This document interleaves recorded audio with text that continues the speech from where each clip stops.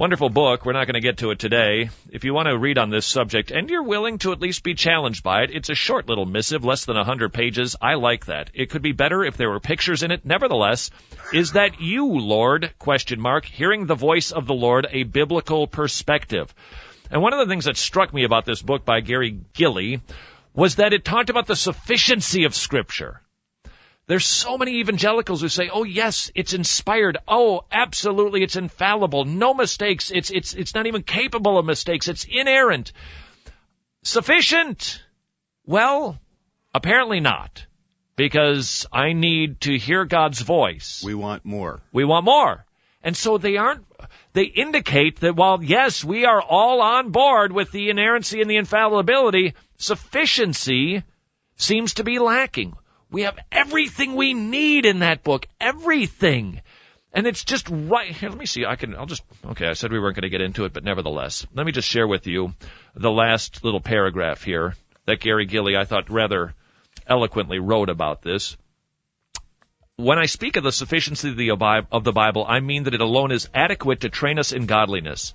Alone, the Word reveals God's truth for living. On the negative side, this naturally implies that nothing needs to be added to the Scriptures for us to know truth and live godly lives.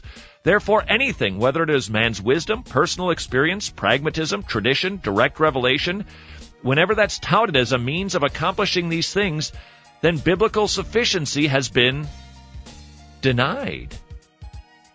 By this definition, we find the conservative Christian landscape literally covered with those who claim to believe in the authority of Scripture, yet in practice deny it by their extra-biblical sources of obtaining truth and guidance. And he rightly points out, if you had said 40 years ago, I heard from the Lord, they would have said, oh, you read the Bible. These days, oh, you've been praying and you heard from the Lord.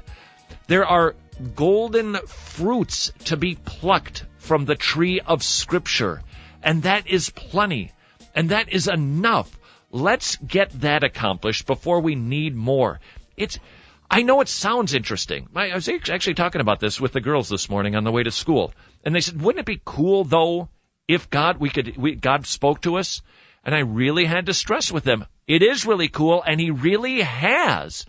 And I think the best way to get an appreciative perspective on that, did I say appreciative perspective? I'm going to stick with that. A grateful perspective is to imagine we don't have a Bible at all. Imagine that. Now all of a sudden you get the Bible and you'd be like the angels and the saints of old going, I want to know. And all of a sudden you got this amazing book, 66 of them, written by 40 different inspired authors with one amazing scarlet thread woven throughout it. You'd go, oh, it's so cool. It is enough. It is amazing that He's provided this for us anyway. It's enough.